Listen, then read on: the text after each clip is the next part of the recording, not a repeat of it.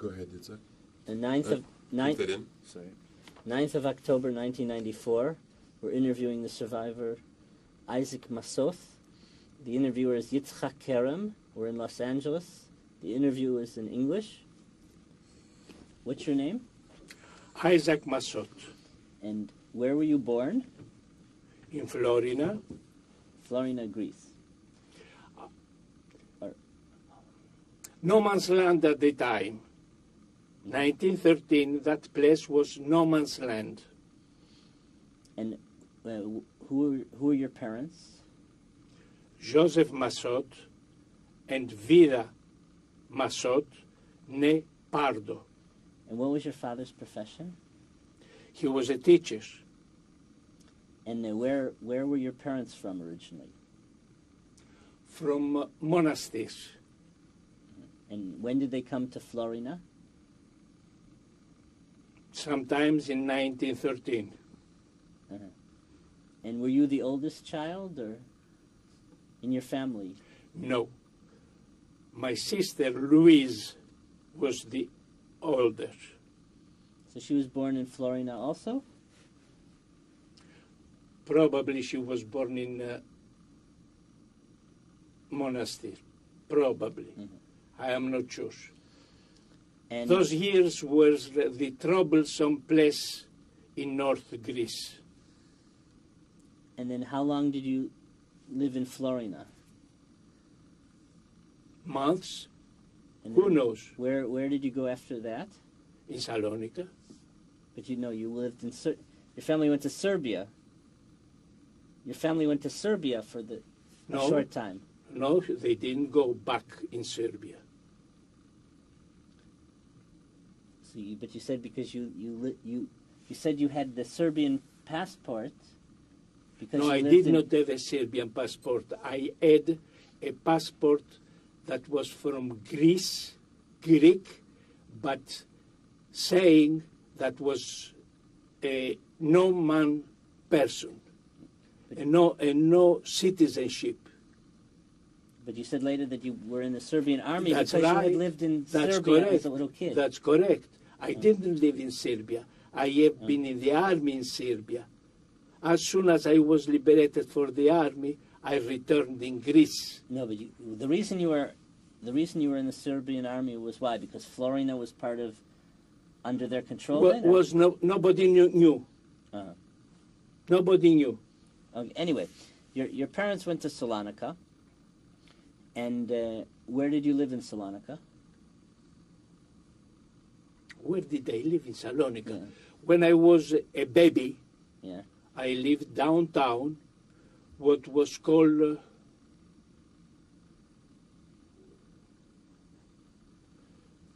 Al Segundo Molo, the second street from the waterfront. From the waterfront. Is that near the White Tower? It was, in a way, it was close to the White Tower, yes. And then your house? But was closer to the port than to the White Tower. And what happened to your house in the fire of 1917? I don't know. Did you move? When you were 4 years old, there was a big fire in Salonika. Yes. With the fire, we have been to Asvestochori together with my grandparents. And then, did you come back to the same house? No, no. We have been in a house that was located close to the Italian hospital. That was by what, Mizrahi Street? No. Where was that located? Odos Sarandaporu. That's where the Jewish community headquarters was. Should be. No. We did not have any Jewish persons in the vicinity. It was entirely a Greek neighborhood where we moved from Asvestochori. And then what school did you go to? at the school that was a Greek school in the neighborhood, which later on we have been at the Alce school, where my father used to teach. So, what did he teach there? What subject did he teach, your father? He used to teach science and geography. So you knew Greek well. I knew Greek well, yes. Mm-hmm. Yes, I grew with Greeks. And your father and mother, what languages did they speak? They used to speak Greek and Serbian and French. Did you speak Judeo-Spanish at home, or? Yes, yes. And so how many brothers and sisters were you? At the time, it was my sister Louise and me. And then Rebecca was born there in that house, and Eva también also. So you didn't go to the Greek army, though? No. Though all my friends were in the Greek army. Uh-huh. And what was it like in Jewish Salonika?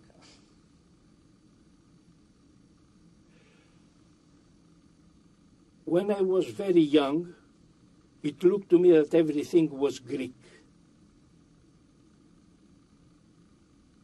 I didn't know difference Jews and Greeks.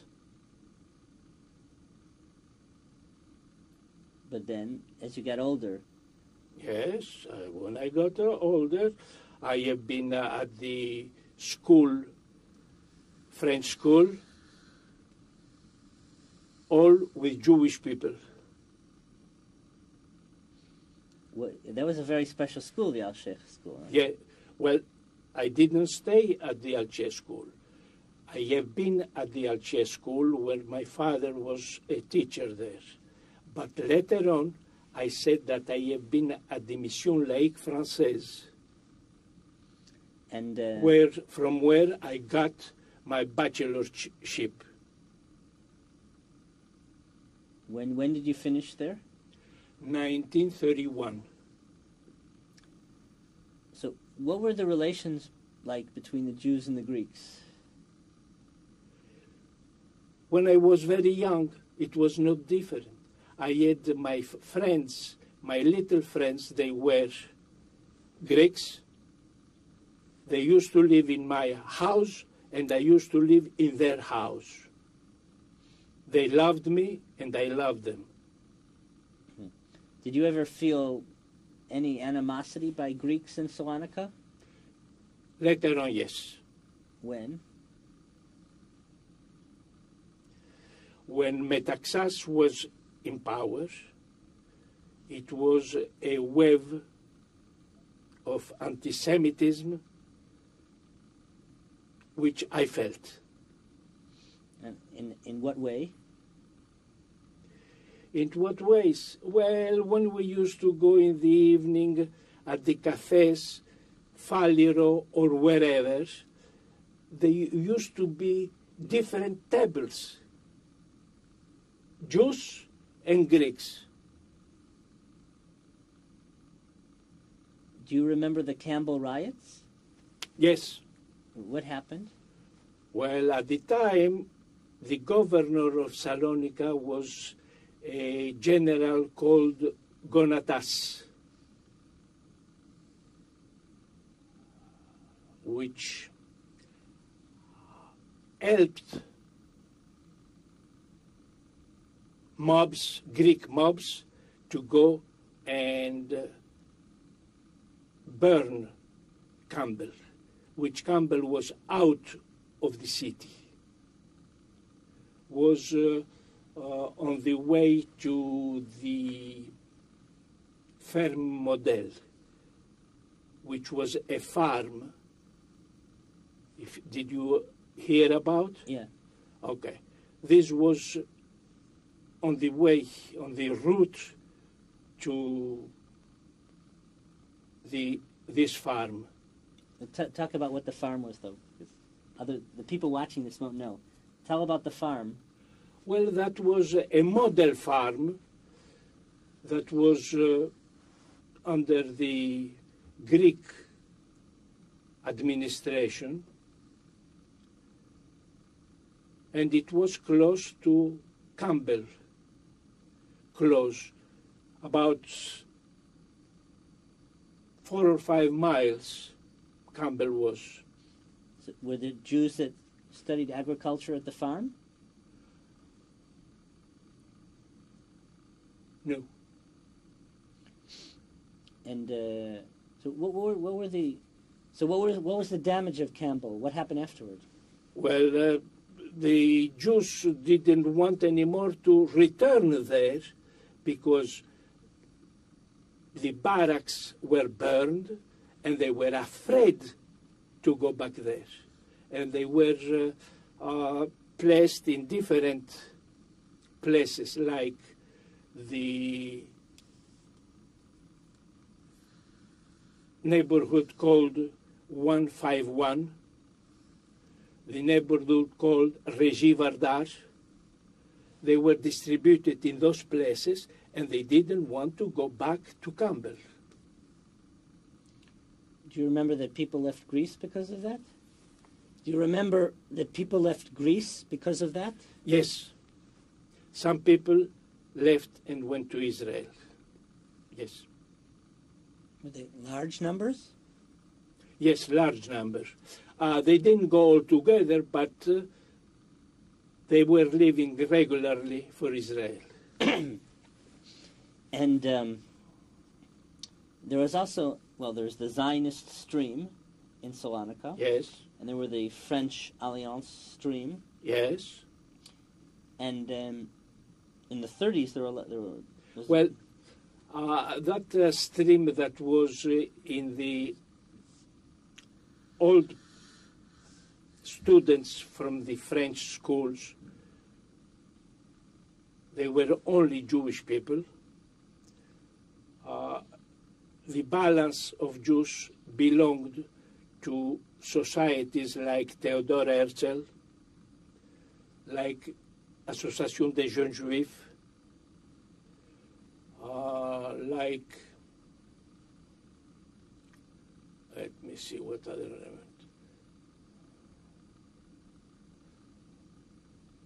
There were also the Mizrahists that were for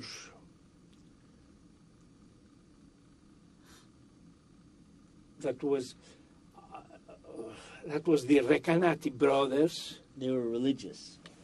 Yes, the Mizrahists, they were the people that went to Israel, and they had a bank. You know that. Yeah, the Israel Discount Bank. Yes, Israel Discount Bank. And one of my cousins used to work for them in Israel. He has the same name than me. It is I.Massoth. So he left Salonika in the 1930s and went to Palestine? No, he left just before the occupation of the Germans. He had a certificate, or he had permission? He had a certificate? He went legally, or? No, at the time was not legally or not legally. You could live if you had the money. But you needed permission to get into Palestine. Well, that was another thing. Well, people used to go to Turkey, and from Turkey they used to go to Israel. They didn't go with the boat directly. So how Jewish was Salonika, or when you were growing up, what was the ratio between Jews and non-Jews? Did you feel the influence of other groups, or what? Well, that was Jewish. Salonika was Jewish. unfortunately, because we were concentrated, and it was a very, very easy task for the Germans to take care of all the Jewish from there.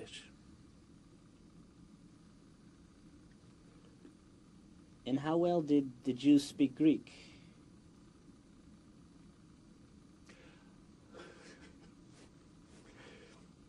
Very, very few in the small, let us say, agglomerations of Jews around Salonika used to speak Greek, because they used to live between them. But we other Jews which live in Salonika itself, the Greek was very well spoken. Among the old people too? Well, the old people, they didn't speak. You know, how, for example, how did your parents learn Greek? I mean, did they just know it from the street? They didn't go to school to learn Greek, your parents? Yes, they have been to school. From where? From Monastir? Or? Yes, yes. In Monastir was a community, besides the Jewish community, was a community of Greeks. No, but most of the friends of your parents or people of your grandparents' age, though. My grandparents didn't know Greek, though my mother knew. My mother and my father, yes. My father even used to teach Greek to young men, Jewish, that needed to learn Greek. He gave what, private lessons? Yes. And what, you were in a Jewish youth movement, is it? You were in a Jewish youth movement? Yes. Which one? Agudat Tzeirim Ivrit. What kind of activities did you have? What kind of activities? One of the main activities was the bazaar that we had in Hanukkah, that we used to get stuff from the houses. We used to go commissions in every house and get new things which we used to expose and sell in this bazaar. And the money was used for Israel. We used to go every month with the little boxes, the blue boxes, to gather money for every home. This was another activity. Do you remember the Chalutzik, the pioneering agricultural farms? Yes. Well, that was later on. That was later on. Now so when did you go to the Serbian army? That was 1939. It was before World War II started? The war in Poland started while I was in Yugoslavia.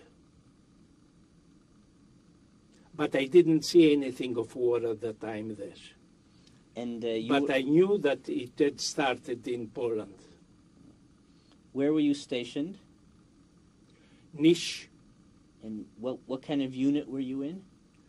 Cavalry. And did you speak Serbian? I did not speak Serbian when I had been there, but when I left, I was part of the office. I used to take the book, to keep the books of the unit. So now most of your friends, though, they were in the Greek army a few years before you. That's correct. That's correct. And what kind of jobs or what kind of things would they do in the army, in the Greek army? Most of them, they were either graduate, Thekaneas, or they were in the office. Were there Jewish Greek officers in the 30s at your time, or of your peers? Yes, not many. As a matter of fact, one of them was with me at the labor camp.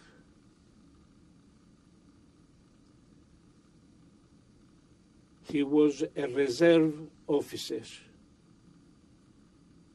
What was his name?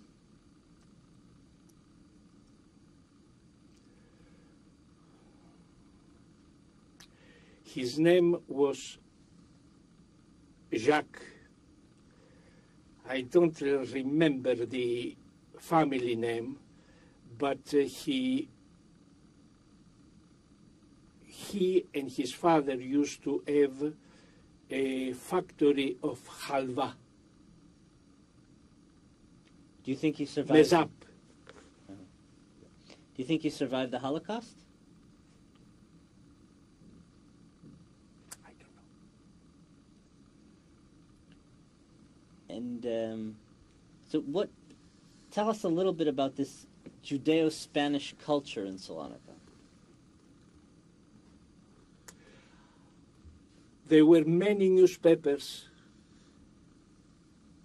in Judeo-Espanol.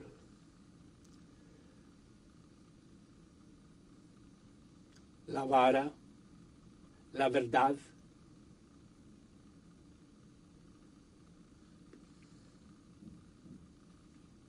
and maybe two or three more like that. And we had also newspapers printed in French, Le Progrès, L'Indépendant. There were also some newspapers that were printed in Judeo-Espanol with French characters. Like what?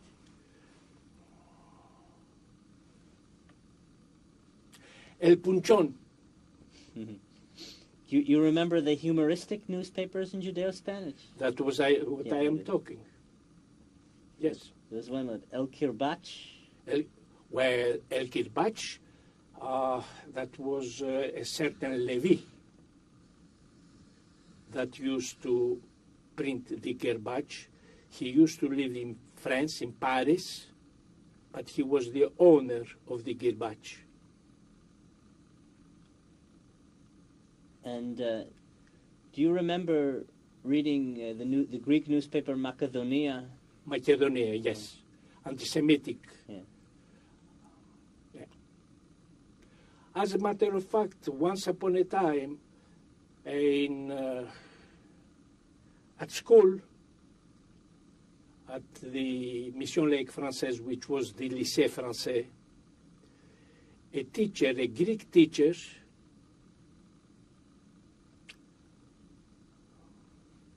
hit one of our friends, and we waited at the entrance of the school, and we caught him and we beat him. And the next day, the Macedonia had our names in the newspaper that we beat the teachers. And of course, we were 5 of us for 1 month not going to school. They punished us. So Jewish boys in Salonika weren't so passive. No, we're not passive, no. Well, when we were all Jewish, we had some stuff. We had the Maccabi.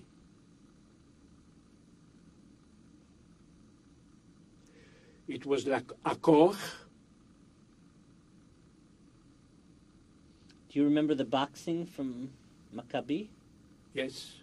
Who were some of the good boxers? It was one, yes, Dino. Uziel. Yes, that was Dino Uziel, that's correct.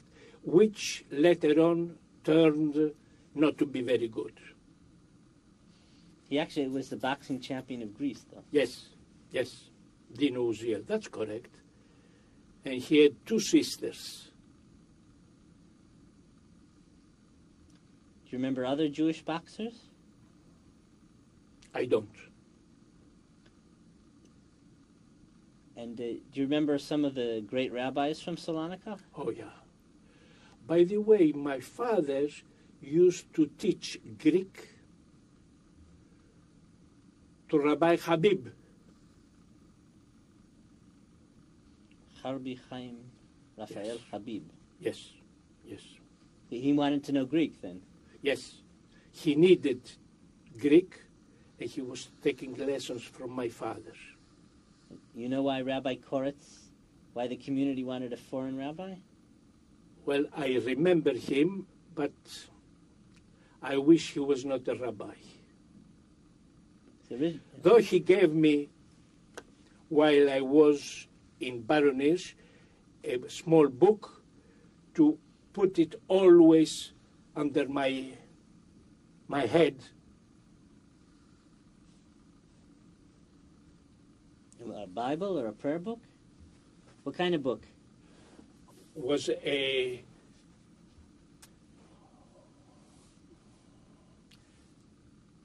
morning prayers.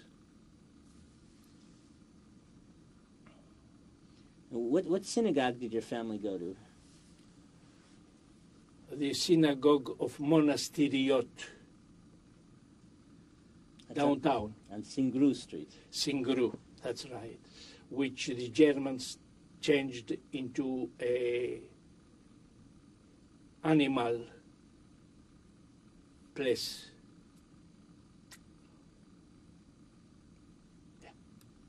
And your family, though, do you know what's the origin of your name or where you came from in Spain? Well, according to what I heard when I was very young, my family didn't come from Spain. My family came from Jerusalem. So you were Romaniot? Yeah. Of a Judeo-Greek culture? Yes. And Massoth is what for? Massoth is according to what El-Mesud, which means the happy. Mm-hmm. So it doesn't come from matzah. It doesn't come from traveling like on journeys. Mm-hmm. That's the way it comes. El-Mesud, which means the happy.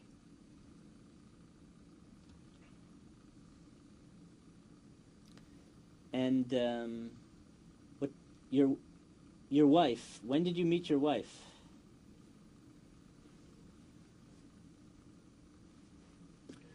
It was around 1937, 38. And I met her in a hiking. We used to go hiking every weekend or almost every weekend in different places in Greece. Was she much younger than you, or? Yes. And when did you get married? That was 1943.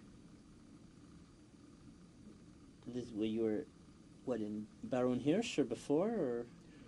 No, we were not in Baron Hirsch at the time. No, we were in Salonika. It was forbidden weddings between Jews, and a rabbi in a secret temple, Midrash, married us 5 couples.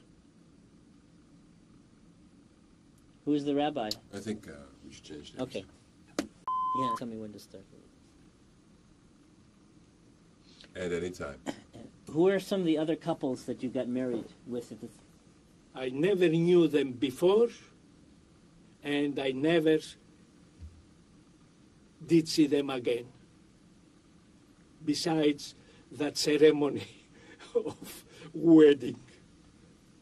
But one couple you knew. Yes, Lazar Namias and his wife. What was her name?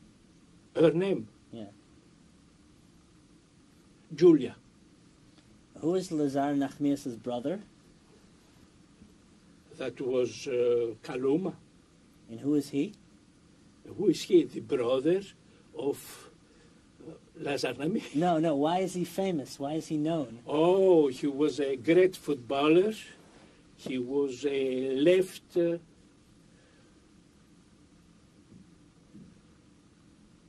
how do you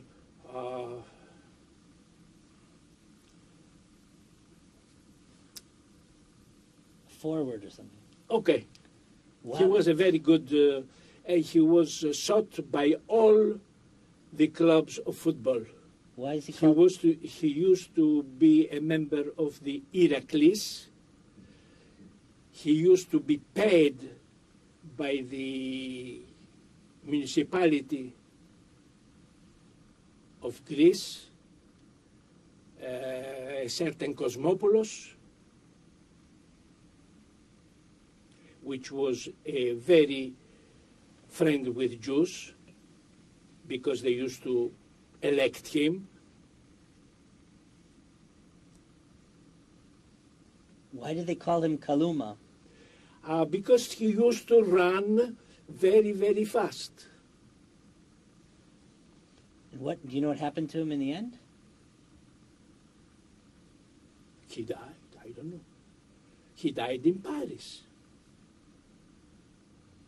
Was he in the camp? No. Lazar Namias was in a camp. Yes. He was in a camp together with me.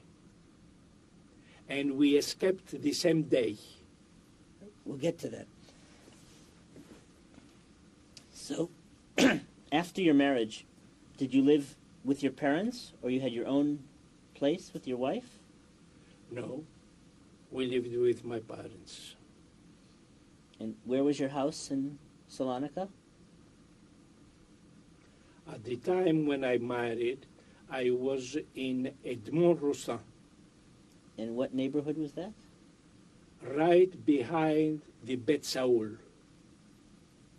right behind that big temple, which was named also Signora Fakima, and was on a ground that belonged to Signor Yaco. Now, were you called to Platea Leftharius, Liberty Square, Yes, even though you weren't? Well, even though you were a Greek citizen, but I was more Greek than the Greeks. But so your papers were Greek, though. Yes. And what happened that day when you were amassed there?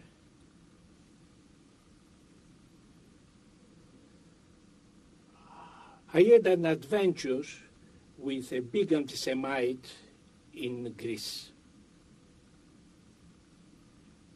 I used to have a pass for the streetcars, and I used to jump in the streetcar in front together with the vatman, with the driver. And one day, one evening, it was evening, this guy came up in the streetcar, and there were also two German officers in the streetcar. At the time, the chase from Jews didn't start. That was before the Platea Eleftherias. And this guy, he stopped the streetcar and told the driver, this one is a Jew. Get him out.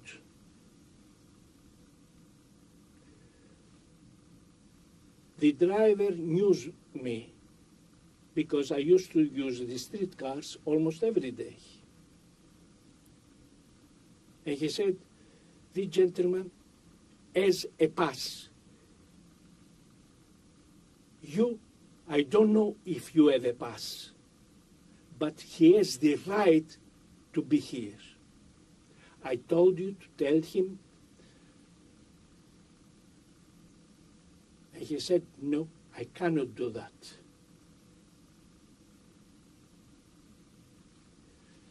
And he told him, if you like, get inside, and this gentleman has to stay here because he has a pass, valid pass. And he had to go inside. But when we have been at the Platea Eleftherias, he stopped before me, and he indicated me, and he said, go in the bank. That when that adventure of the Platea Eleftherias happened, they had made offices in the Ionian Bank. And I was one of the first to be registered to go to work with a guy named Raul Hasid. We were the first ones to be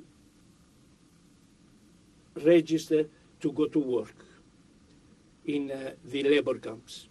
What kind of tortures did they try to impose on the Jews? I did not see that because I was out of the assembly before this happened. But my brother-in-law was obligated to lay on the floor, on the ground, to jump. To do somersaults. Somersaults? Yes. Me, I did not see that. I have not been there because he sent me with Raul Hasid, which was with me, to be registered to be to go to work. What was your brother-in-law's name? Dario Benforado. He was married to your sister. That's correct. And so when did you go to labor immediately after this, or did you wait a little while, or? Yes, they called us, and we have been at a school that was where they gathered us for the first expedition to go to work. And where did they send you? Litochoro. And what did you do there? Well, we were supposed to go to work. What kind of work? With a pick to go and work to help them make a route. Were the Jews built for that type of labor? No.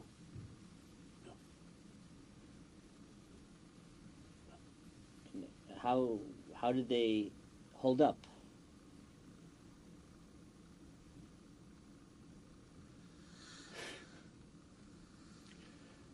Well, some worked a little bit, and as soon as we used to see the jeep that used to come from Caterini, we used to see the dust. We used to move and show that we were working. And a German under-officer called Noack used to come and look what we were doing. They were Greeks, villagers that were indicating what to do and how to work. But not much work was done. What were the physical conditions like? Terrible. Terrible.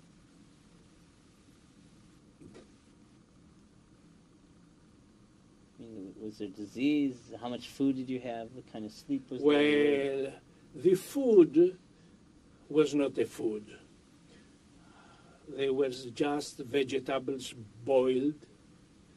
The oil has not been used. The oil that they used to bring was stolen.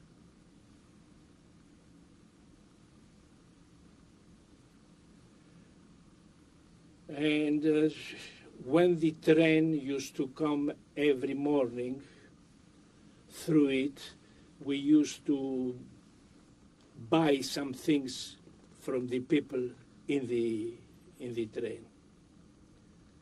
But whoever had money could buy. Whoever needed, no. Some used to escape in the evening and go to the village up the mountain and buy some cheese or whatever. Were there rabbis ever sent to forced labor? I don't remember. We had a doctor Menashe, which used to dispense some quinine whenever he had some. And that was all. This is the famous Dr. Albert Menashe. Yeah. Well, I don't know if it is the Albert Menashe. I don't think so. I used to know that he was Dr. Menashe. But if it was Albert, I don't know. And But he was from 151. You know about 151? Yes. Jewish neighborhood. Yeah. And how long were you in labor for? Until it was dissolved. Which was about when? I think that it lasted about 4 months and a half. Mm-hmm. So, and you came back to Salonika before they destroyed the Jewish cemetery? Maybe, yes. What I can say is that maybe. Let me see.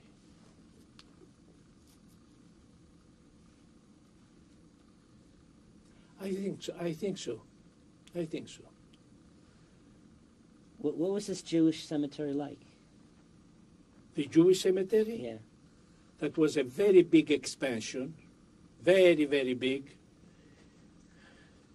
Really not needed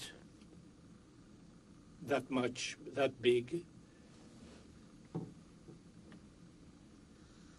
And I remember that they were tombs from the time that the Jews came to Salonika from Spain. Very old tombs. How big of an area was it? I don't think that it was needed because part of it was not anymore used. You mean it wasn't needed by the Greeks? No, it was not needed by the Jews. It was so big. Mm-hmm. Then the Greeks, little by little, start taking out old tombs and building. And what were the first measures that the Nazis instituted in Salonika against the Jews? The first thing was the stars. That was the first thing. The second thing was marking the limits of the places where Jews could live or could stay in their houses. That was the very beginning. And then what were some of the other anti-Semitic measures? Well, we could not go anymore downtown. That was one of the first. They made a ghetto out of the neighborhood where you lived? Yes. Could you leave? Could I live? Yes. We could live if you found another place in another ghetto. I mean, was there a big fence? Was it protected? Were there... No, no. Was just a mark in the corner house. That was the limit. And as you would say in English, it didn't ring a bell when these things started. What was the reaction of the Jewish population? Well, the Rabbi Koretz used to say and make known that this is all that we have. We will not have worse than this. We have to live in these limits. That was the beginning. And as a matter of fact, a cousin of mine that used to live in Florida was in Salonika. He came to buy some stuff, and he could not go back to his family. We have been to Dr. Koretz, to Rabbi Koretz, to ask him a permission. I cannot give you any permission, and worse things than that will happen. When we told him his family is divided, all his son, his wife is in Florida, he is alone here. Worse things than that may happen. Don't make waves. What was your cousin's name? That was Dario. I don't recall his family name. What eventually happened to him? He has been to Israel. During the war, he escaped Greece, or? Well, yes. He escaped from Salonika. He has been back to Florida. In Florida, they were Italians. They were not... They were under Italian occupation. Italian occupation, and from there, he went to Israel. With his family? With his family, yes. So they weren't deported? They weren't deported? Maybe he has been deported later on, but I know that he has been to Israel. He didn't lose his family in the Holocaust, though? I never heard from them. I never heard after that from them, and I am with the impression that he reached Israel. Uh-huh. So he must have snuck out of Salonika to return to Florida. Yes. And in the meantime, how long were you in the ghetto?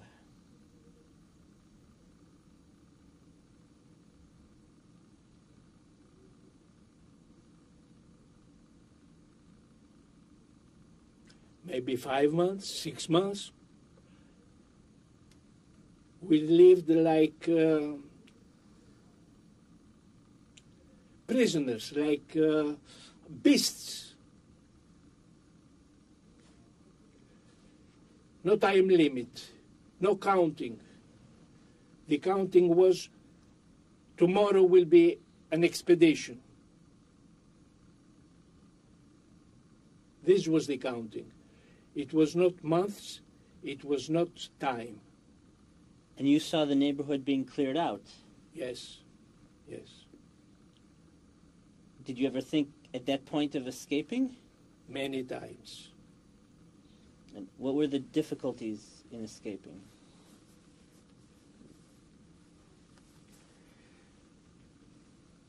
The first difficulty was that when you had family, like my wife, like my sisters, which were in the camp with me, we could not separate. If I was alone, when I used to go out the gates to bring the trash out of the camp. Now we're talking about the Baron Hirsch camp. Yes. You were transferred there eventually. Yes. When we used to go and work and take out the trash, we could escape. We could leave our carriage and escape. Though in the tower was the German soldiers watching, we could escape if we were one. Uh-huh. What about escaping, though, from the ghetto beforehand, where your house was? Well, we had organized that with Greeks. And at the time where we were supposed to leave my house with the conductor of the organization, he came and he said, "Your house is watched. Nobody should leave from here."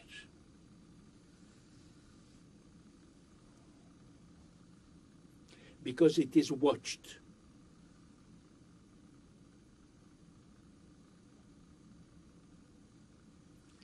That was one escape that we could not use at that time. Though my brother-in-law said, "Me, I will go."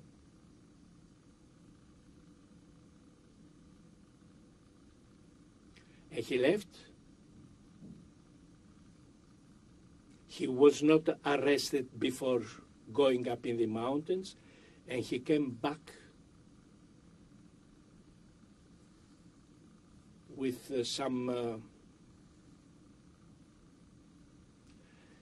he was hit in the arm,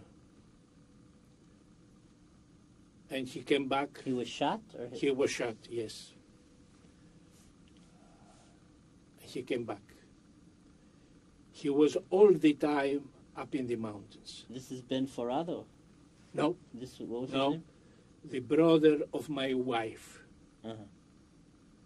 And what happened to him when he came back?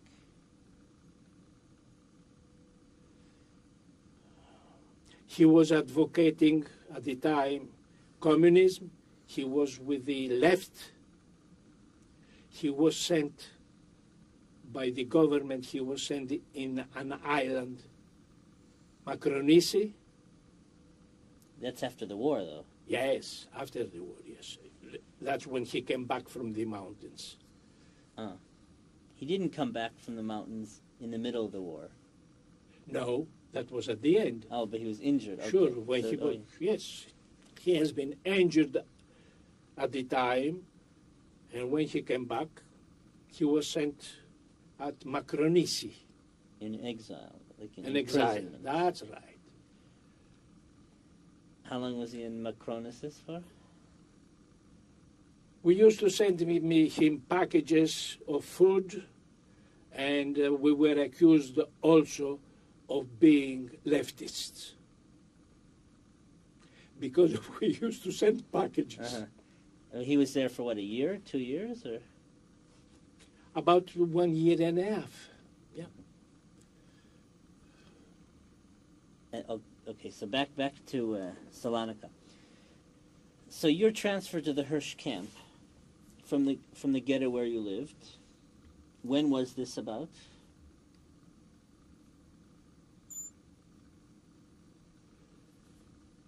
It was sometimes in June, July. I think was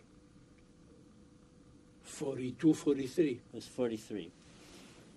And so how long were you in the Hirsch camp?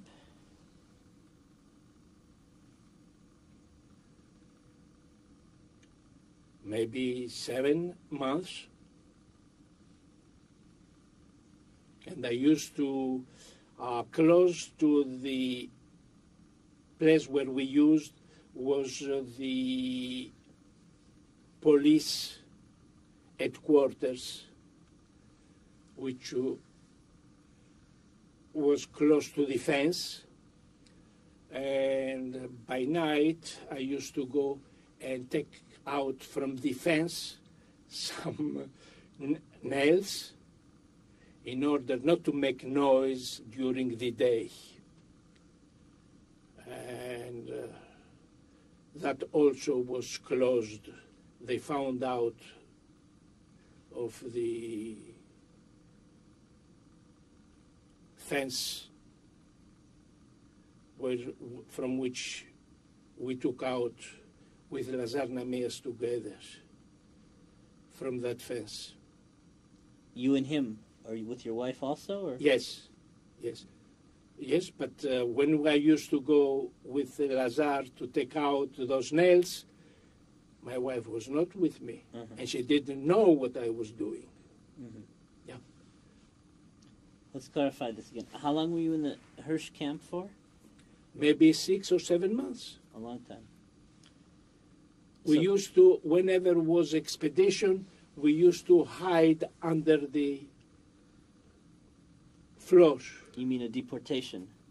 Yes. So Yes. to avoid being sent. That's what I am calling expedition.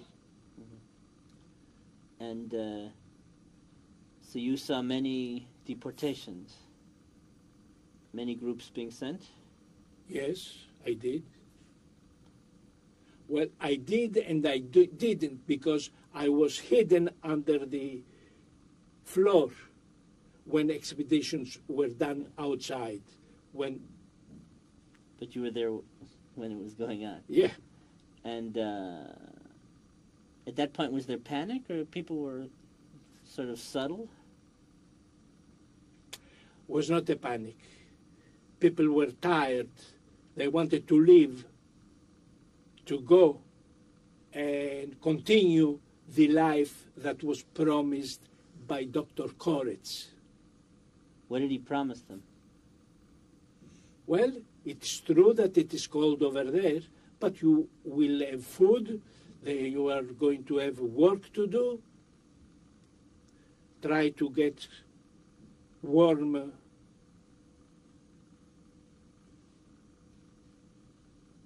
dress, warm whatever.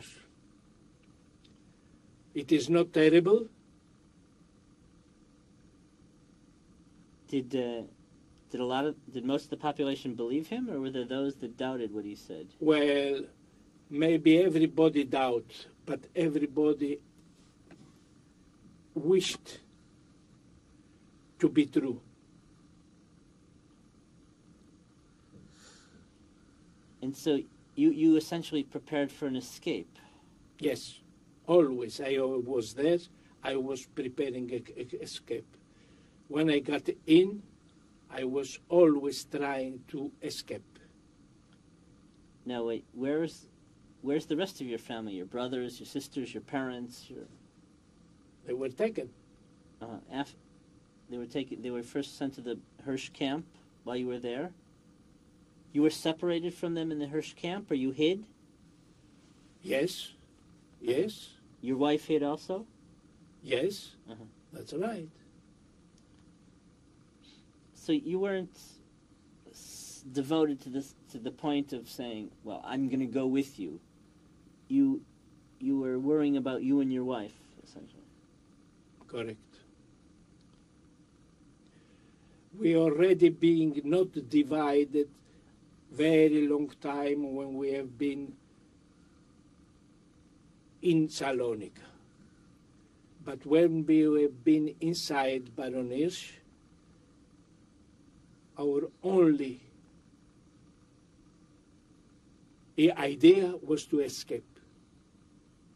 It was very difficult to organize to be all three together.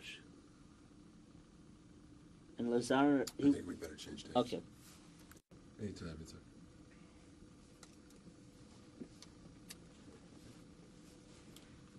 We escaped the day of the last expedition. We escaped when Hassan escaped. Hassan is the collaborator, the traitor. Is the traitor, yes. We escaped that same day when Sam Rubin, which was the driver of Hassan, came and told us Hassan escaped. Now is the time.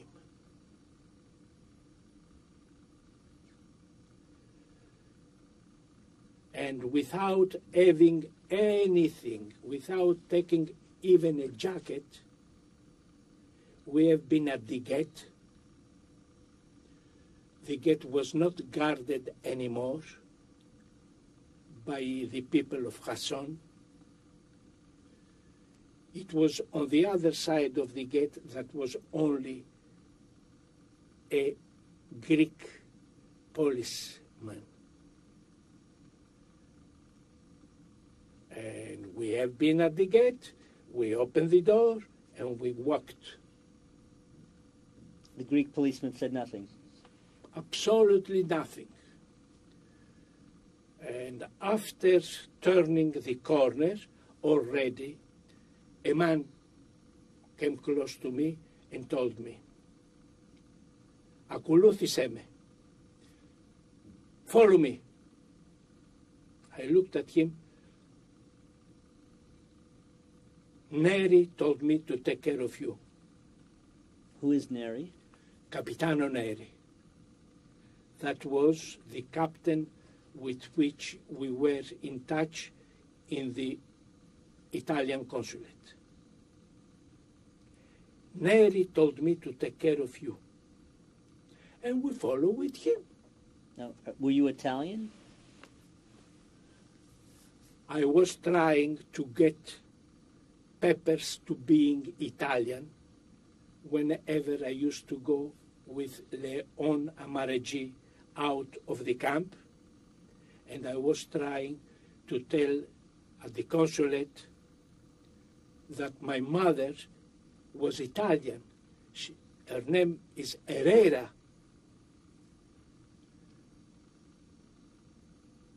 And they knew that we were to go there whenever we could, which we did.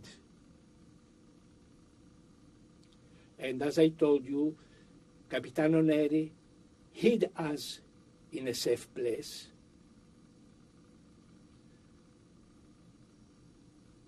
And told us, at such a day, you go at the train station and you go to the captain of the station. He is Italian. He will be waiting for you, which we did. They were two German soldiers at the gate.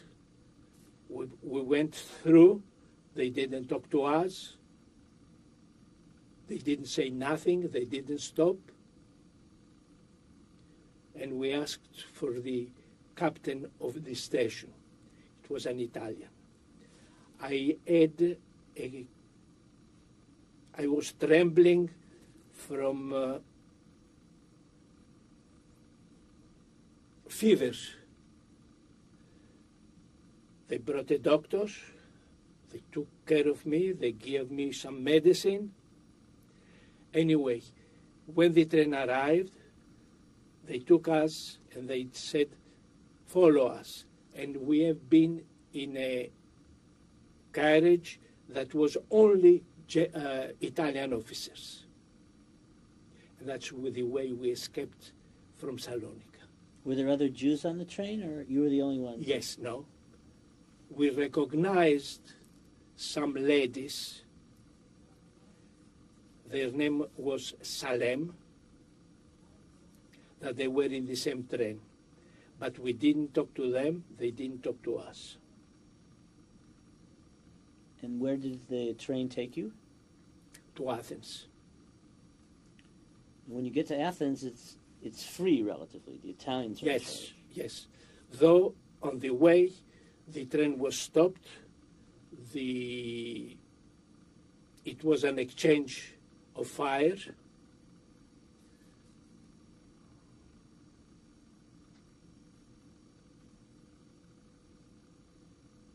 The captain of the train came to me and gave me a carabine and told me, follow me. I have orders to bring you to Athens. We have been behind the train, waiting. When the fire stopped, we went back in the train and we went to Athens. The partisans, were shooting at the train? Yes, the partisans at Gorgopotamos. Yes, they were shooting at that place. And nothing happened. They left, and we left. You probably know what happened at Yorgopotamos because you were in the partisans. What happened at Yorgopotamos originally? Do you remember? There have been many small battles in that place. So what happens when you arrive in Athens? We have been at the Italian consulate. We have been told to return the passports that they gave us, and we were on our own. The only thing that they said, go to the Swiss consulate and they will get you food. We have been at the consulate, Swiss consulate, and they gave us some food. And that's it. I didn't ask you before, but in Salonika, do you remember the hunger in 41, 42, and people dying? Oh, yes. Yes. People dying. It didn't matter. They were dying. That's it. A lot of Jews died. A lot of Jews, a lot of Greeks too. Just the collapse on the street. Yes. You'd Yes. see- Well, at that time it was cold, it was snow. You would see this all the time. Yeah. And when you got to Athens, was it a little better, or you felt that there was hunger also? No, it was better. With the Italians, it was better. So where did you stay in Athens? So the Red Cross gave you food, and where did you stay?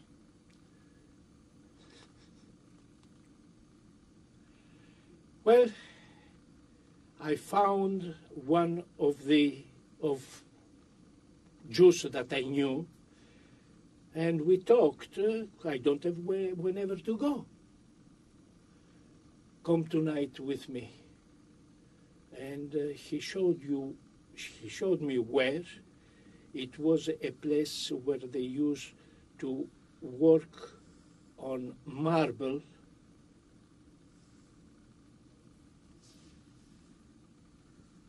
To make tombs of marble, and there were another 3 boys. Anyway, we found another place, the Mizrahi. This lady could take my wife, but not me.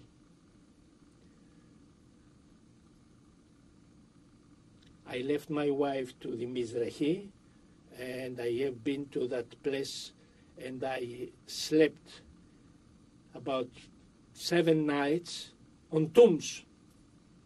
They were empty, the tombs. They were not. But that's the place where we slept. Lazar Nachmias was with you? No. He took another way. And so what happened after 7 days? What happened? In those 7 days, I met some other people. I met some Moise. They were Italians, and they helped me. They were from Salonika or Athens? They were from Salonika. And they had fled to Athens also. Yes, yes. By a military, the same type of military train? No, they were already there. I don't know how they came at the time. I don't know. They had been there for about 2 years or recently? No. They were not so long. No. Since the ghettos started, in other words, in Salonika. They probably left once the ghettos were established in Salonika? Well, I don't know if a ghetto was established in Salonika. In Salonika, they called all the Jews at the temple. They said that they want to talk, to make a conference, and they grabbed all of them in the temple. No, not you're thinking of Athens. In Athens, yes. No, but okay. But anyway, so you met these Italian Jews who came from Salonika to Athens, and so what accommodations did you find then for you and your wife? Or Not from them, Uh-huh. but I helped them through this Moise. He used to buy handguns from the Italian soldiers and give them to the Greek organization. You remember his last name? I will remember. I think it was Modiano. Yeah. So this Moise, he was deported eventually, or he was caught in Athens? No. Or he hid and survived? Yes, he survived. So so now what happens? How did you find a place for you and your wife to stay, or? Yes. I looked. In the meantime, I got some money from Dario Molcho,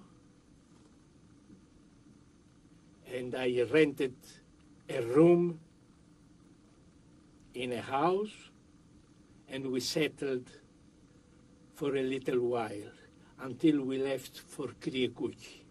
Okay, now, this house that you rented, this room or whatever, what neighborhood was it in? That was behind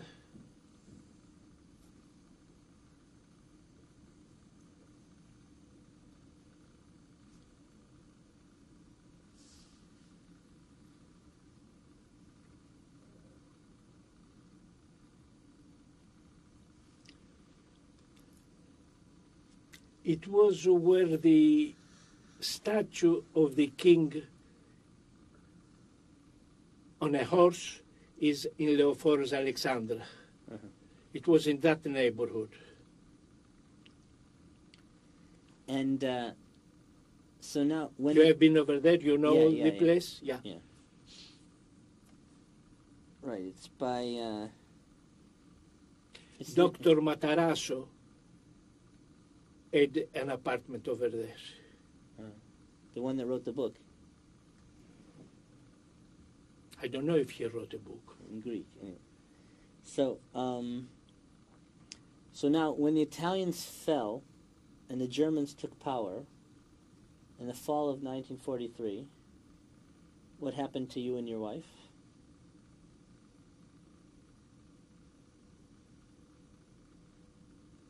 We left for Kriekuki. Did you were you there? You were there when the Germans ordered the Jews to report to the synagogue, or do you remember Rabbi Barzilai's activities in Athens? Well, no. What I remember is that Rabbi Barzilai came in the village of Kriekuki exactly the time that I have been there. I did not see him. He was guarded by Elasitis, and he have been through that village. How did you get to Kriyakuki? What kind of connection? Bus. You established a connection with the partisans? Or? Yes. Yeah.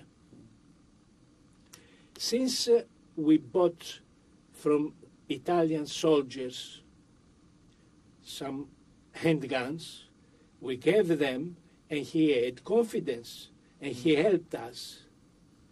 So he took you and your wife, Yes. and you got to Kriyakuki, and what happened? Did they train you? Did you get guns, uniforms, bullets? Nothing. No. No, we didn't get uniforms. We didn't get anything like that. Mhm. But from the organization, they took me at the cemetery to question me In Kriyakuki. in Kriyakuki, to make sure that I was clean for them.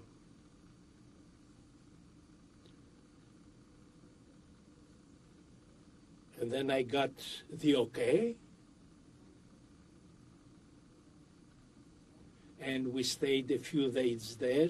In the meantime, after these few days, the Germans occupied the village, and we come to the story that I gave you.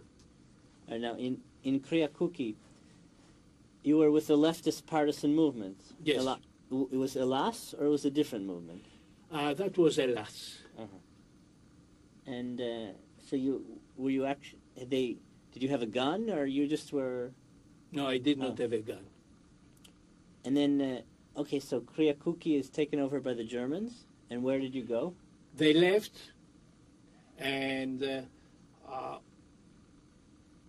we were loaded in a truck from which we escaped by night.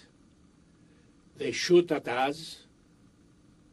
They didn't hit anybody. It was so dark, and they left. And we have been to Thebes. From Thebes, the bus back to Athens. And you get to Athens, and what do you and your wife do? Whatever we did before, we have been at that room that we had rented. Now, do you have a false identification card, or what kind of papers do you have? I did not have anything but a taftotita, An identity card. an identity card, which I got from a friend of mine that had a store in Athens, Raul Almosnino. He procured me a taftotita, and that's all I had. It was a different Greek name, or the identity? Yes, What was, my name was different. what was it? Do you remember? Yanni. The last name?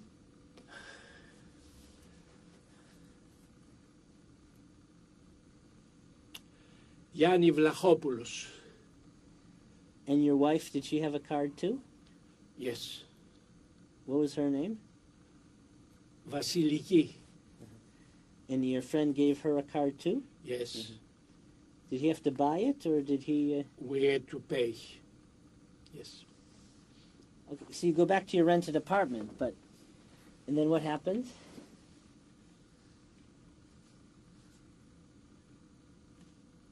Then what happens? Well, the liberation, it was a while till No, liberation. no. The liberation was not yet. Well, then that guy brought us to Kifisia, where his old father used to live, and this old father never knew that we were Jews. Who's the guy that brought you there? What was his name? It happened that he was a Vlachopoulos also. Do you remember his first name? Nico. So out of the goodness of his heart, he helped you. Well, he was of the organization. Right, yeah. He was chased by the Germans. He was almost on, they came and arrested him while we were living with his father. Mm-hmm. And his father never knew that we were Jews. What was his father's name?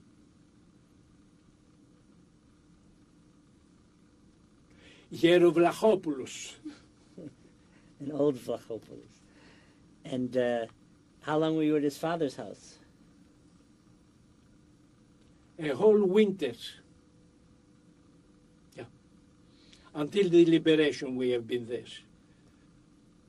Though when they come and arrest his son, we were also questioned.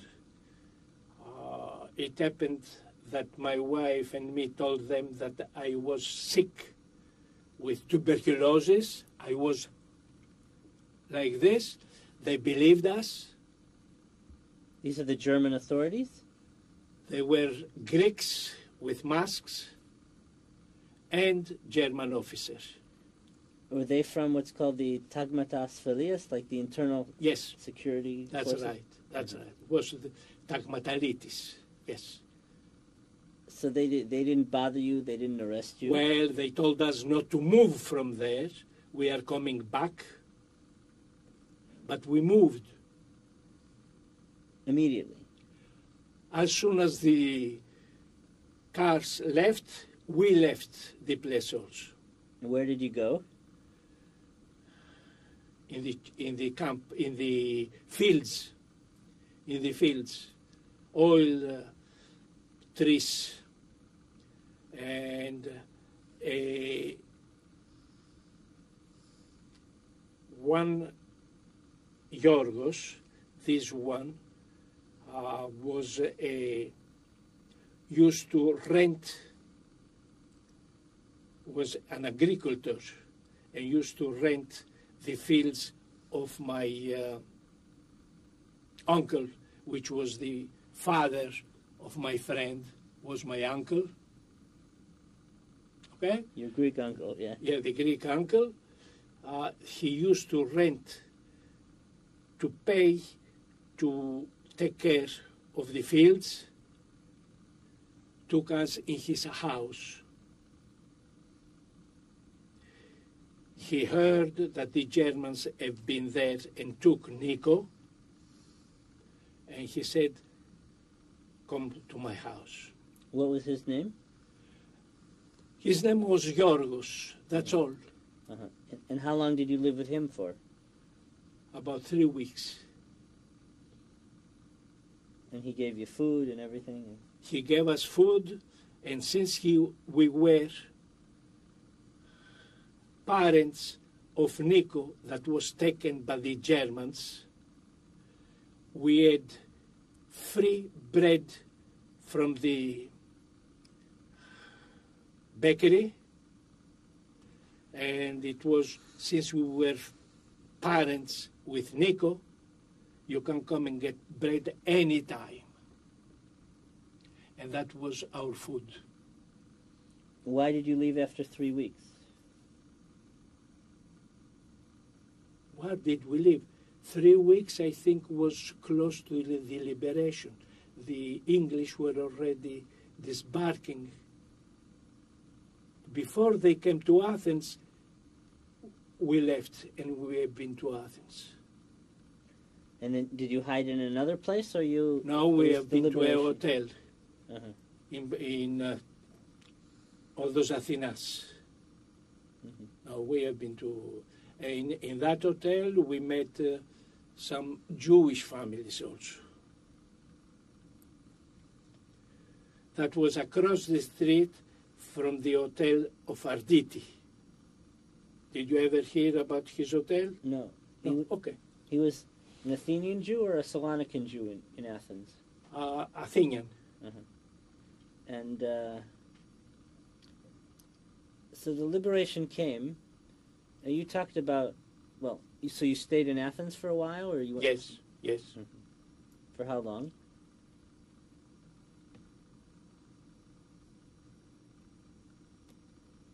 Until we established a small business of selling oil at the corner. By what? By Odos Athinas. By Athinas Street. So how long were you in Athens after the Selling oil, Yeah. maybe 3 months, maybe. So you saw the beginning of the Civil War? Yes, exactly. Was there shooting or? The shooting, yes, and the bomb at the corner of the hotel, the dynamite in the hotel where we lived. The nationalists put a dynamite, and the whole corner of the hotel. Blew up. Yes. Were you at the hotel then, or? Yes. Well, there were. The armoire fell on the bed Yeah. and didn't kill us. It was what, at night or something, or? Well, it was no, it was the morning when the dynamite. Yes, was morning. And this hotel had harbored communists or something, or why did they? Because they thought that they did see my wife applauding when the previous day the communists were going from Odos Athinas to the Omonia place. And my wife, why not? How did you know this? How did I notice what? How do you know this, that's the reason why the Well, we thought that they did that because of this. Maybe yes, maybe not. But the fact is that the whole corner of the hotel was blew up. Now, you mentioned that you had problems because of your wife's brother and the partisans. Yes. Okay, so you come back to Salonika. No, we didn't go back to Salonika. No? Where'd you go? Where did we go? We stayed in Athens. You stayed in Athens for a few years then. Yes, that's right. Though I have been in Salonika just to go and see if something was left of whatever we left. And what was taken, or everything? Nothing was left. The Greeks took everything, or Who knows who took? you couldn't get anything back? Someone was living in your house? Yes. Yes. Yes. Did you try to get your house back, or? It was not my house. I used to live there paying my rent, but it was not my house. Did your father own his own business, or? No, my father was a teacher. He never owned a business. And what about, was the property that belonged to your relatives, though? Pardon me?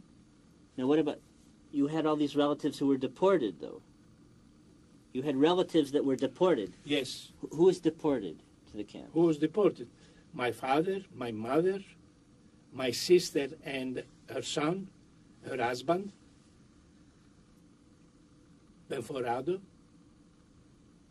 And so let's say, for example, your sister and her husband, they had their own house, or? They rented. They rented. And so your family didn't own very much? No. A teacher at the time in Salonika barely made a living. Your grandparents were deported too? Yes. My grandparents, no, but my grandmother was deported. The father had died earlier. She lived with you, or? Yes. And so in total, how many relatives did you lose in the Holocaust? I didn't count them. A lot. It's too hard to count. And We better stop. So the next tape is after. Anytime. So in Athens, after this hotel blew up, where did you establish yourselves? When did I establish myself? Where? Where did you live? Where did you... Well, where did I live? I rented a small 2 rooms from an apartment. My wife was a seamstress, and we started living with her work. Did you get money from the Jewish community or the joint? No, never. You didn't ask, or you felt you didn't ask? Need To begin with, I did not know that they were giving money. They knew that I was a refugee or a return from Holocaust without going to Russia or Poland, but I never got any money. I was very proud to go and ask. So, essentially, how did you make a living? How did you support yourself? I am telling you, Yeah, my wife was a very good seamstress, and she used to make money, and we used to live until I started working as a salesman, going, know what they say now, door to door, but in different businesses. With Lazar Namias, which was an employee in a hotel, he used to get pilots from planes coming from Italy. They used to bring some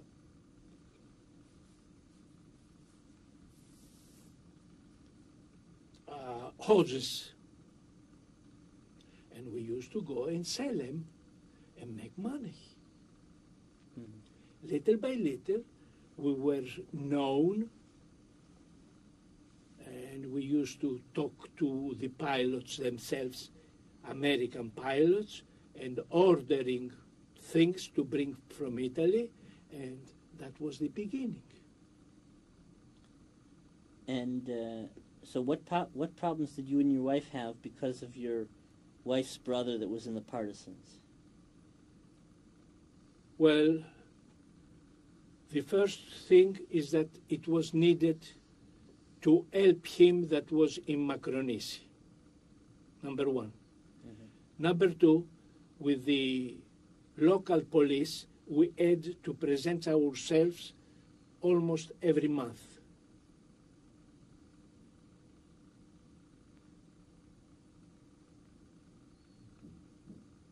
And were you followed, or you just interrogated, or you just had to go Interrogated, yes. for long periods of time? Or? Well, until we knew the chief of police in Athens, and he helped. Who was that? Well, o strategos. That wasn't Ebert, was it? No, that was not Ebert. No, that no, wasn't Angelos Ebert. no. No, that was after him. No.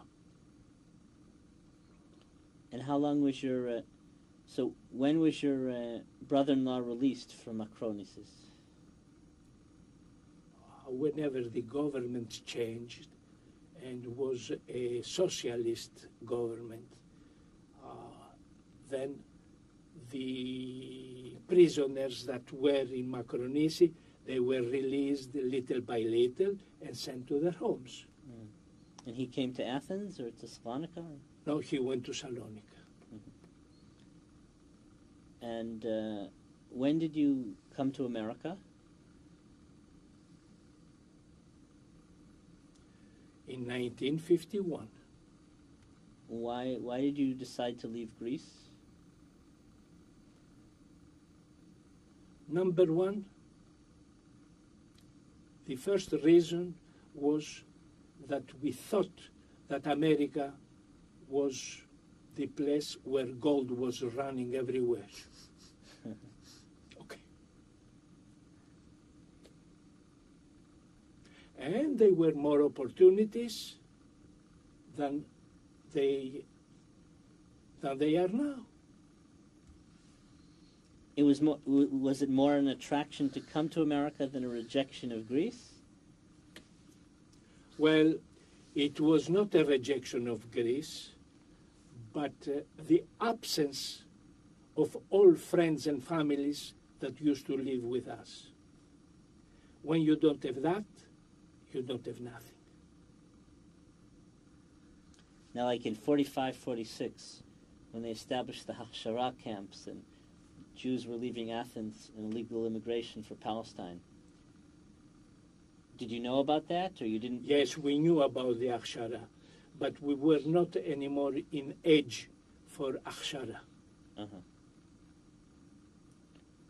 We were trying to get to South America, but we could not get Permission. Yes. What countries did you approach?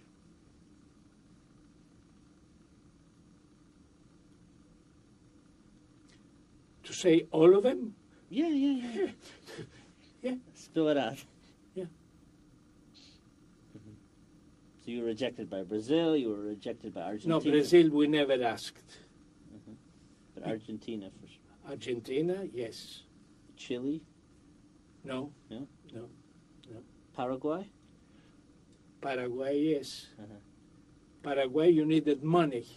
Uh-huh. With money, you could go to Paraguay. How about Venezuela? Uruguay, Venezuela also. Uh-huh. Friends of mine have been to Venezuela.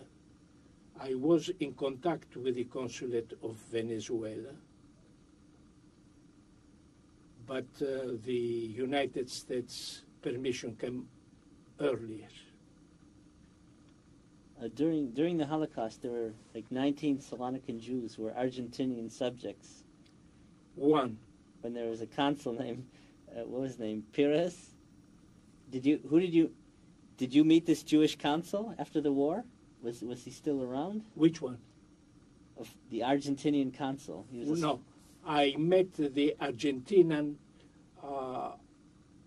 person, the one that was citizen from Argentina without never being in Argentina. What was his name?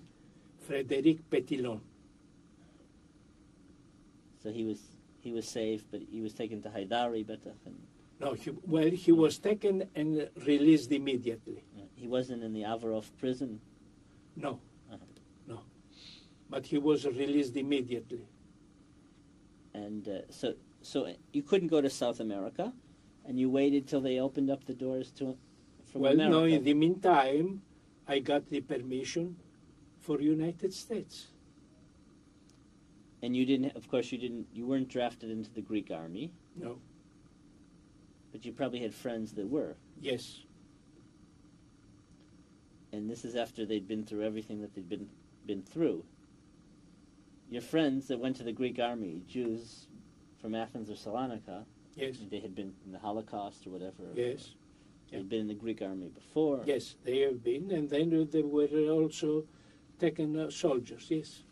And when they left Greece, did they have the feeling, were they fed up, or it was also just like you that America was the promised land? So, well, many people did have the same idea. and you went straight to Los Angeles when you came to America? No. They gave me to go to Texas, Dallas. Uh-huh. It was very hot. It was terrible, and my wife told me, if we stay here, I will go. I will leave you. How long were you in Dallas for? Well, in Dallas, I have been back. I brought my wife here, and I have been back to Dallas because I got an employment very interesting. I had a car from the company.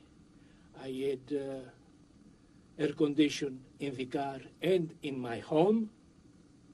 And I stayed another 9 months over there, but still I came back to my wife. What kind of job was it? It was a French inventor that was that.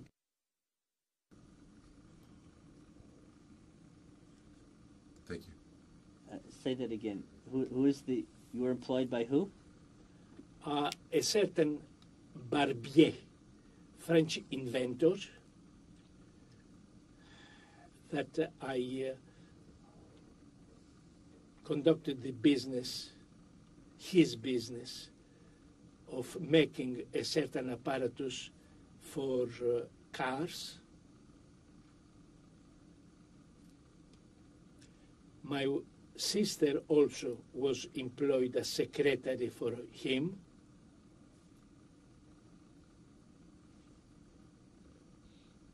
And finally, I had to leave because my wife was here in Los Angeles. And when you came to Los Angeles, what did you do? I have been to work in a factory where they used to make pleats.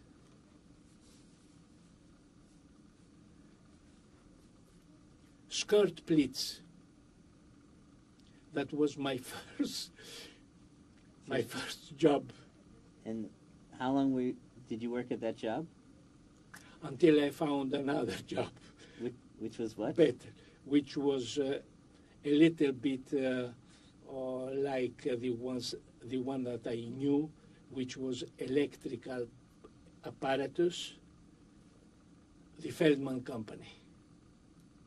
I worked in that place for about 15 years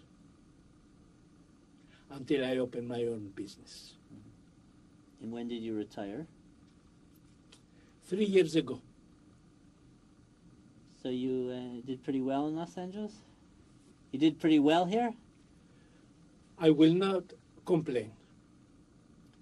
And you have how many children? 2, And how many grandchildren? 3. Your boys marry Jewish women, or? Well, no. My older son did not marry a Jew. And are some of the grandchildren Jewish and some are not Jewish, or they? The mother, which is not Jewish, teach him Jewish. And how did your sister survive in the Holocaust? In Athens, she was employed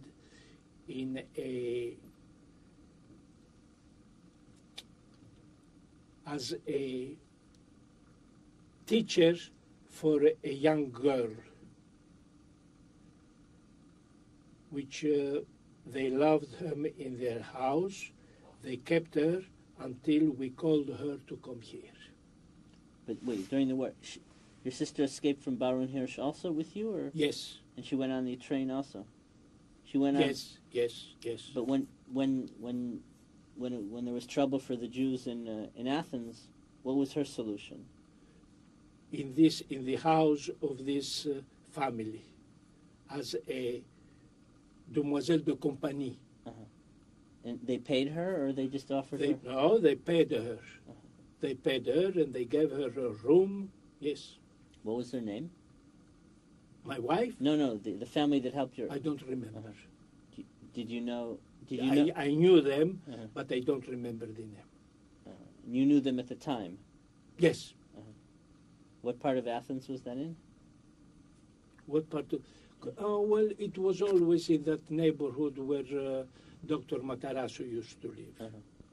And she had false papers also? Yes. And her husband was in the partisans? No husband. Oh, they weren't married yet? Yeah. And then the other sister you lost in Auschwitz?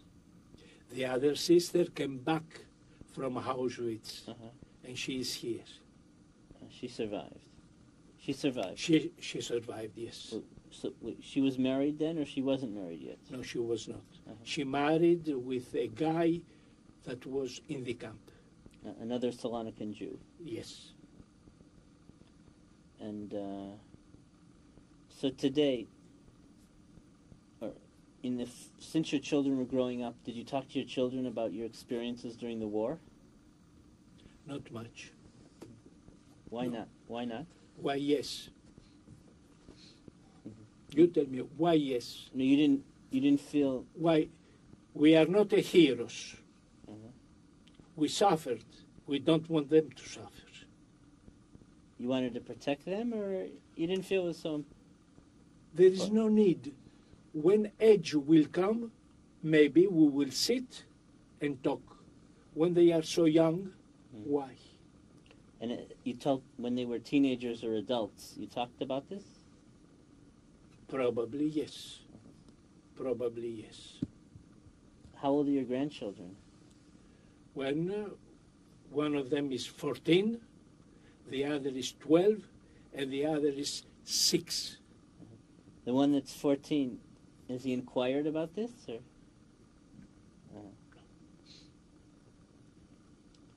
And so, is your wife pretty similar as you in terms of discussing this? Your wife also is sort of reserved in discussing it? No, we agree there is no need to let them suffer at this age.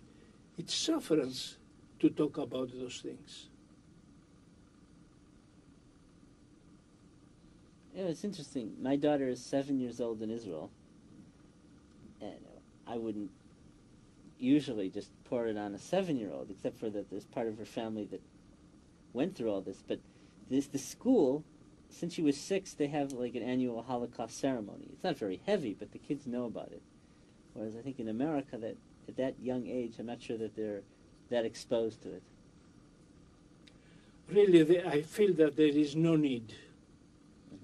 It was terrible, but there is no need.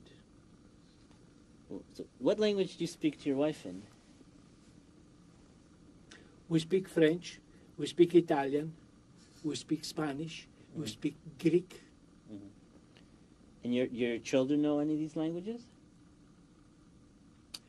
When my wife has been in Greece with my young boy, she stayed 3 months.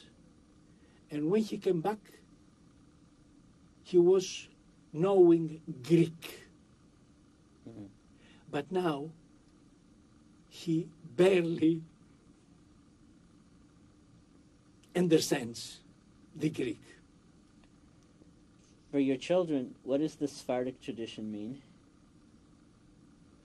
That means that we have a Greek, a Spanish past.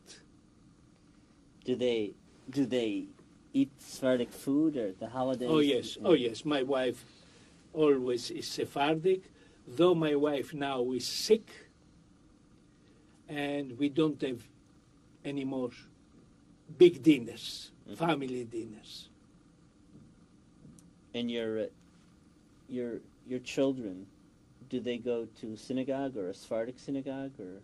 We go to Sephardic synagogue, but my children don't come to Sephardic. Mm-hmm. They go to Ashkenazic synagogue? Well, the one that lives in Van Nuys goes to no Sephardic. And the other one don't go at all. And how did this whole Holocaust and World War II experience affect your belief in God?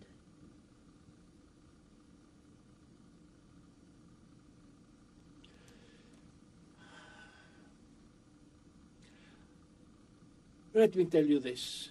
But me, I am in a point now that I don't believe in God. Because if God was God, the Holocaust would not have happened.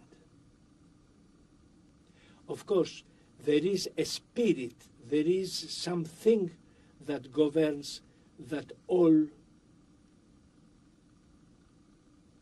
world. But what is it? I don't know.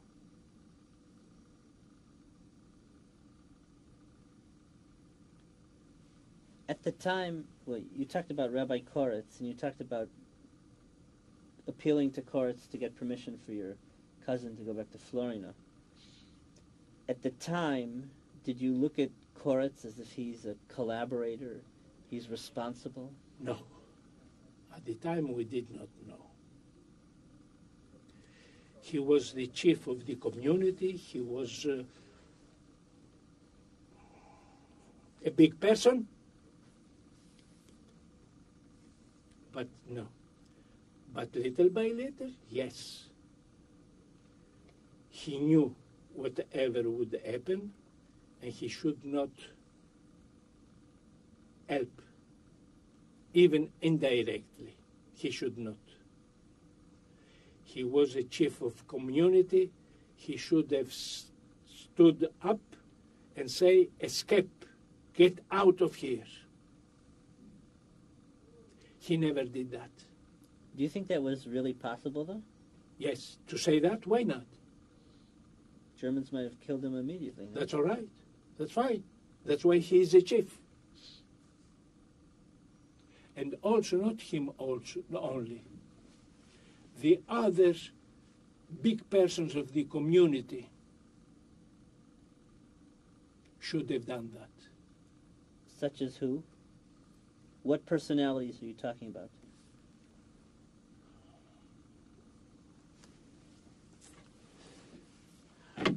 Yacoel, for instance, he escaped.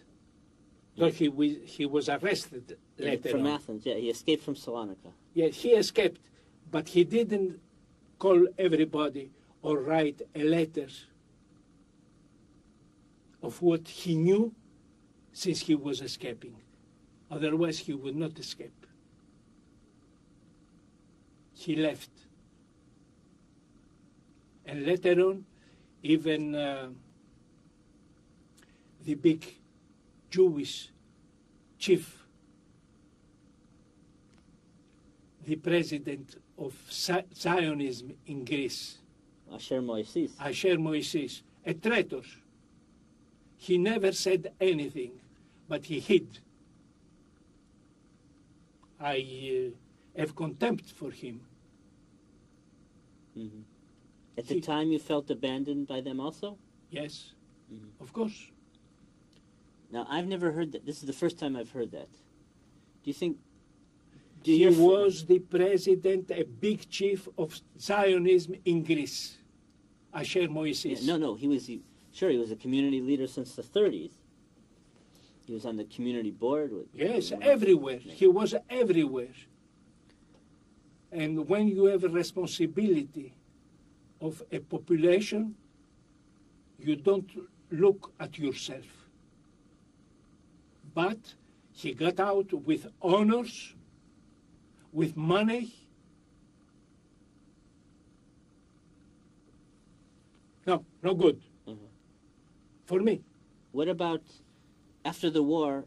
What was it? I think his name was Pepo Benuzio.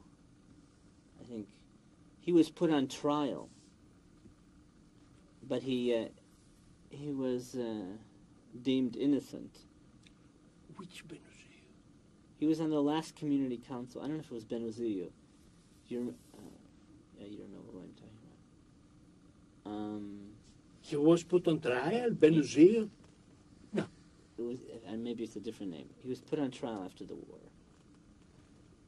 He was in the group sent to Bergen-Belsen with Koretz. Well, okay.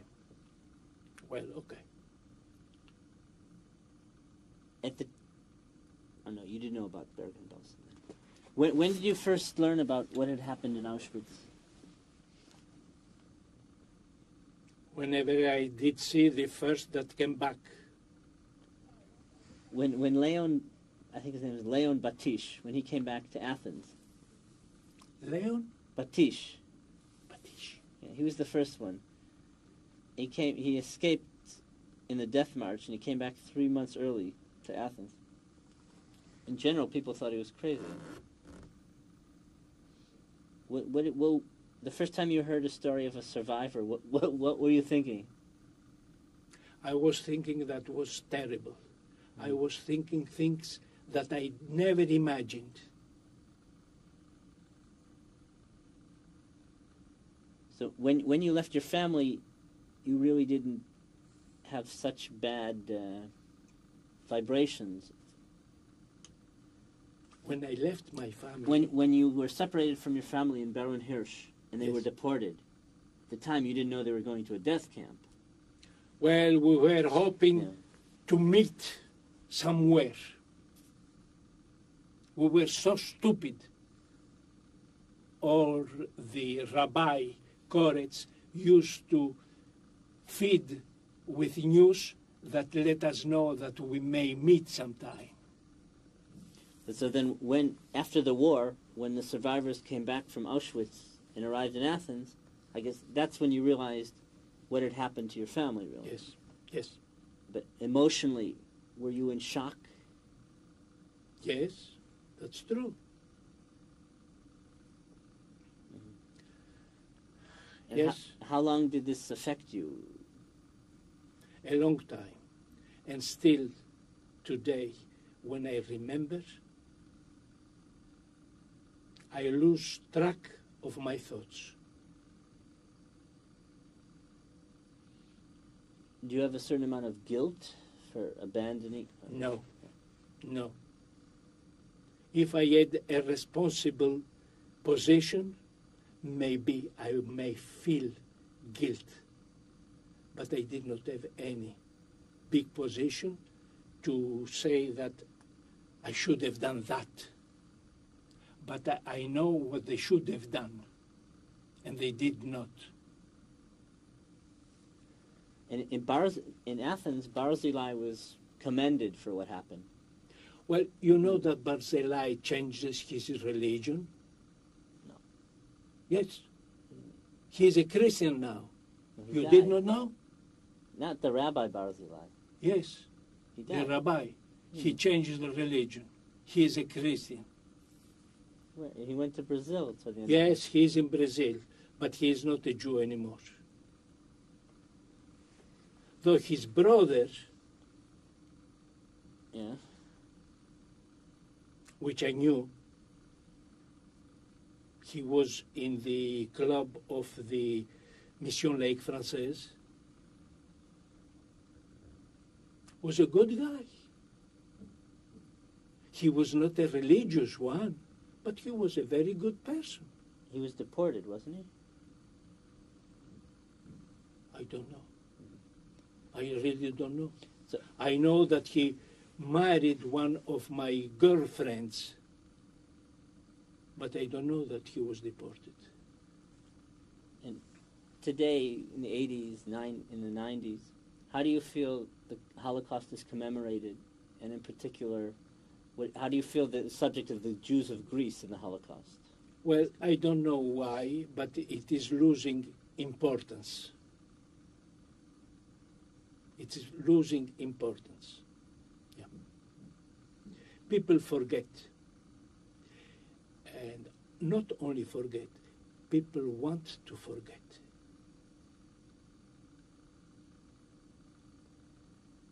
You weren't in Auschwitz, but did you ever get reparations or ask? No, I never got one penny. Did you ask?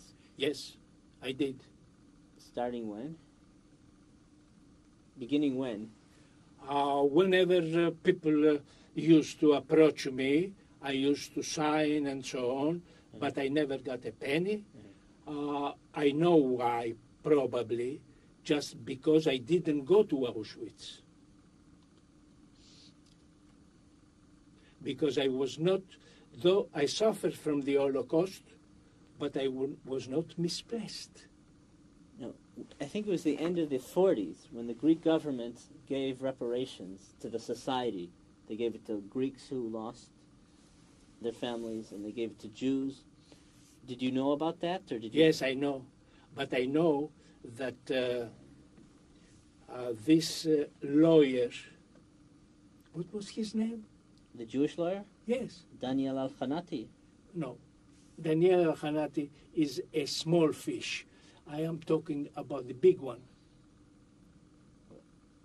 Asher Moesis? Yes. This one knows where the money went. Mhm. And from observing from the side, let's say, looking at your Salonican friends who were in the camps, did most receive reparations? or they didn't? Well, some money went direct to the community in Salonika, and they took care of many people. That's all. They took care. Still they are taking care of people in Salonika. Still they are using part of the money. So today, how That's do you... it.